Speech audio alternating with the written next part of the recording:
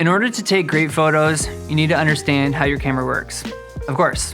But what you also need to understand is lenses and how lenses work on your camera. So in this video, I'm gonna cover the basics. Chances are, if you bought an introductory camera, it came with this little lens right here, the 18 to 55 millimeter f3.5 to 5.6. Whoa, easy on the tech talk, am I right? We're gonna find out what all those numbers mean. In order to do that, we're gonna take a journey to a metric system. Every single lens has a designated millimeter number on it, and in this case, it's an 18 to 55 millimeter lens.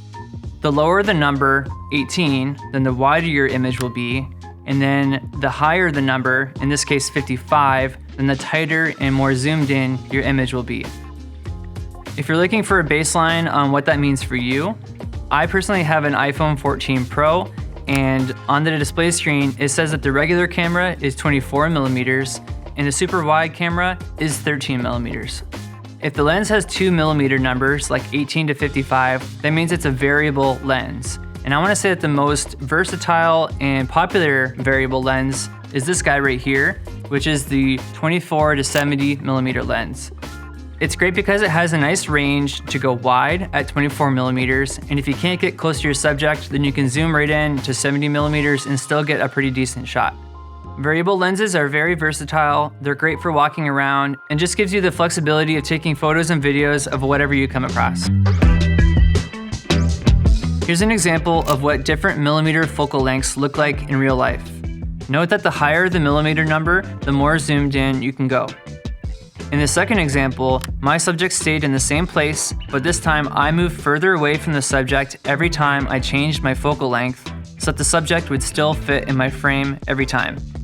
What's interesting to note here is a couple things.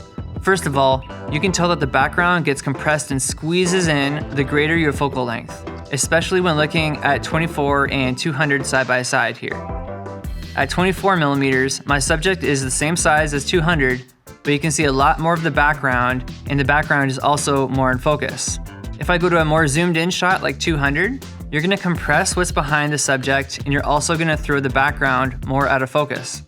The other type of lens is a fixed lens or a prime lens. And what a prime lens means is that there's only one focal length, which means that you can't zoom in or out. It's whatever millimeter you're at, that's what you're stuck with on your camera.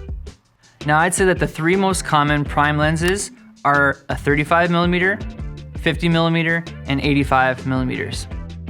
So here's an example of a 35 millimeter lens. You might be thinking, why would you want to be stuck with just one focal length? Well, that leads me to the other number that's on lenses, which is the f-stop.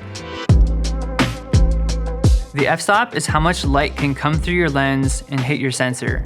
The lens's aperture controls how much light comes in, so a wider aperture means a lower f-stop, which means a brighter image.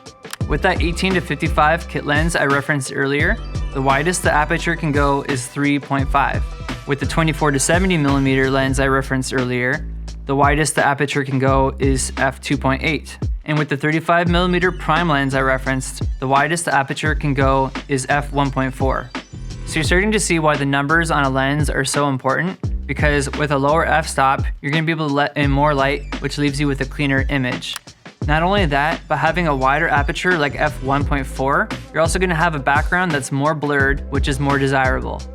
So prime lenses are great because you're letting in more natural light and you're also creating a nicer depth of field in the background, but the downside is that you're stuck with that one focal length.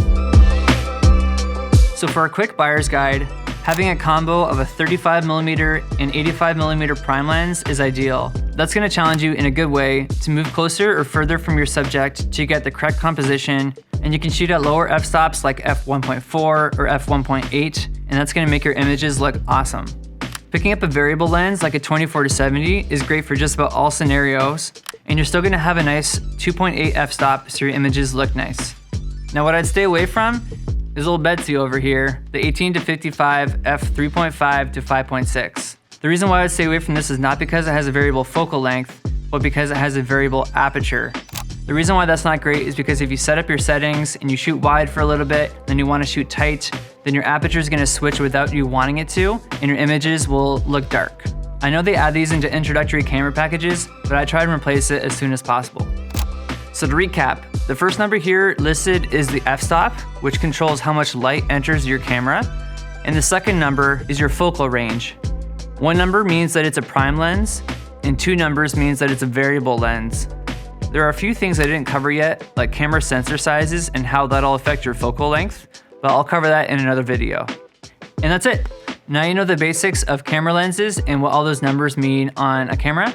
I'd appreciate it if you could say hi in the comments. Please let me know if you have any questions. Take these tips and take care.